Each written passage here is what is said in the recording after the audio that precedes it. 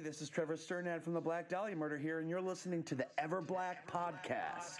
Hey, human skull, this is odorous from Guam. Going to the Fear Factory. This is George Corshunter Fisher. This is Gas from Double Drop. This is Wade from Our Last Enemy. Mike Nick from Suicidal Tendencies. Hey, this is Wednesday 13. This is Bruce Evans. Rex from Kill Devil Hill. This is Gary Bree from Sepultura. You're listening to Everblack Podcast. Alright, before we go into this episode, we just need to give a shout out to our show supporters, the brutal occult clothing brand Electric Witch, who have amazing apparel from shirts to hoodies to hats to beanies and more. Check out their full range at electricwitch.com.au and put in the code EverBlack for 20% off your order. Don't forget to subscribe, rate and review the Everblack Podcast through Spotify, iTunes, YouTube and Facebook, and check out all our articles at everblackmedia.com. Alright, on with the show. Good morning, Nev. How are you, man? I'm really good, brother. Yeah, I'm really good. Are you staying safe over there? I'm staying safe. I am, but I'm absolutely over it and I've had it, and I'm pretty sure we all have ready to go. Yeah, all is well. I'm just man, I'm going crazy, but here we are. Oh man, it's crazy times, that's for sure. And would you believe it, man? It's 22 years since we last spoke. Believe it or not. Wow. Yeah. You're showing that for a minute. So yeah, well, I'm only 25, so I must have been 3 then. I was a little child at that point. So yeah, man. How you guys doing? Yeah, we are doing okay, man. Actually, I'm in Queensland, so they've eased the restrictions a little bit for us, and it's we're just playing it by ear, bro. Just playing it by ear. But that's all we can do, right? That's all we always should do and can do, But yeah, here we are. Things are well. Yeah, it's a little bit less around here. Just California and the West Coast, and of course burning, and just on top of all the COVID stuff, just smoke it up, man. But we know about that as well. So we are trying to keep it positive and ready to get back to it. That's it, man. Well, of course, the new Deftones album, Ohms, is out on September 25th, and this album is awesome, dude. Like, I've been cranking it the last few days, and I love it so much. The more I hear it, the more little things pop out at me. What track is it? The one with the clicking, was it the... I can't remember the title. Yeah, the snaps at the end? Yeah. That was mathematics. Yeah. That's the one, man. That's going to sound so incredible live. We have to get invite some people up to do the snaps. There was a attempted little barbershop quartet kind of snapping thing there, and we have to have people up on stage to help out. Man, imagine an arena doing that at the same time. It's going to be sick. Hey, man. Yeah, I back it. But it's also got your signature, like, atmospheric and sometimes very isolating sounds with all the synths and samples. That something you guys do very, very well. Right. It's also bringing back some of the heavier elements that I love about Deftones too. How was that? I mean, was that something that you guys were like, we're going to go heavier for this one, where Gore was a little bit more mellower? I think, those sounds are always there. Obviously, we've never wanted to be a one-trick pony. We've always tried to add different things and try to keep it exciting and fresh for us as well, But even with Terry, again, a lot of our core sounds, obviously, our core sounds were developed with him, from the first record on. So I think there was a little bit of trust and also knowing that working with him again, those would most likely be there, and if not at the forefront. So yeah, that was a definite factor in having him back. And plus just the ease of working with him. It's just a breeze, and it's just always such a great hang, man. So, yeah, man, there was a trust thing, obviously. So, absolutely. In regards to having that atmosphere and the samples, and it's almost cinematic. As a listener, it takes each song's like a journey. But as a drummer, how does that influence you and the way you play and react to the songs when you're writing them? Is that something? Does that play an important part for you? Yeah, and a lot of the atmospherics are of course are frank and especially the interludes between songs, and we always try to make full records. In this day and age, it's such a singles, quick put it out, that whole, and the way that people get their music these days as well.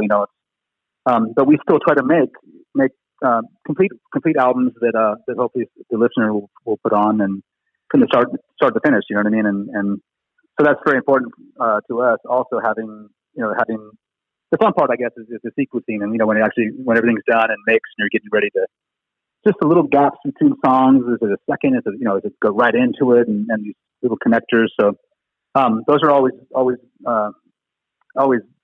definitely taken into account. But I think when we write, it's just really us just getting down to it, and like I've said before, it's not really for better or worse. There's never really too much of a plan, with us. I know other bands are different, but that's how we operate. So it's just it's all about the hang, man. So I would say that our writing process is probably, if the hang is going well, that's 80% of it. You know what I mean? Everything else sort of comes, and sometimes we actually forget that we're supposed to be jamming because we're sitting there just talking shit and laughing, and which is a beautiful thing. So we're here. We're all from out of town, and we're renting a place and hotels. We need to get to work. So, but yeah, that's our method. And as far as the drummer, it's just really having an open ear and trying to I've learned this over the years as well too. I think it happens, just as you get a bit older, just trying to not overplay and let the songs be the songs. And then one prerequisite for us is always got to have that groove to it. There's a Deftones groove, and it's the head nod kind of thing, and it's just always got to keep people moving. You know what I mean? So it should feel good, and it should be fun. So. I also noticed sometimes you guys have got like song titles that are I don't know if they're in jokes with you guys, especially with, what is it, Error, and the other ones was it The Link Doesn't Work, I think it's called. Are they in jokes? Right. Yeah. Oh yeah, it's always a joke by all means. Everyone thinks we're some serious cats, and we are at times. The amount of laughter and joking that goes on behind the scenes is just insane. It's the best, So, and it's also funny because during the process, we'll always start with a working title, and then halfway through the writing, all the working titles get switched to other working titles, and then sometimes even a third set of working titles before Chino or whoever names the song, but when it's done. So trying to go back and figure out which one was which is become a bit of a task as well with the sport. You know what I mean? So yeah, but a lot of laughter and jokes, man. It's a good time. And another thing is, White Pony hits its 20th anniversary this year. I mean, that's crazy. Did you chuck it on for old time's sake? Yeah, I mean, I definitely, man. It seems to have stood. I mean, from what I'm told, it seems to have stood the test of time a bit. So, yeah, it's always a good record. It's one just to listen to for reference. And that album is, it was obviously a huge record for us. A very important record. But it to me is if you listen, even our first album, on to around our second record, we were trying to incorporate different things, and there's little smidges and little touches of that in those early records. But by the time we made that record, the White Pony, we were, to me, it's our perfect representation at that time of incorporating all these sounds that we wanted to have present. So and it stuck. It stuck, and it's a very important record. It's pretty amazing to still be talking about it 20 years later. So. It's an important record for a lot of people. I'll take that. Yeah. It's, and for us, I think equally for us, it's probably why we're still able to do what we do, So, and at the time, we knew we needed to do something different, and that was our example. And it sounds incredible on vinyl, man. Your drums, I think it's one of the best sounding drum recordings I've heard, especially on vinyl. My mate's got the original pressing of it, and dude, they're just. So nice. It's just so warm. It's like we're standing in front of you playing it, as you're playing. It's incredible, man. I don't know if you ever heard it on vinyl, but you probably have. But yeah, no, I have, and it's funny because it's. I love the way it sounds. Obviously, it's definitely everything's represented pretty damn perfectly. But also, it's funny over all these years, all these front of house sound guys and everything. No matter who they are, we always run into someone. Hey, man, man, that I use that to they all use it to tune the room or to tune the PA when they're in Denny's and stuff too. Pretty funny, man. So. And I still have the promo VHS with the short film on it too. I found that the other day. Oh yeah. I forgot about that. Yeah. Man, it's so good. And that was a fun time. And another thing is, you're one of the most influential bands on the planet, and I hear your musical DNA in so many other bands.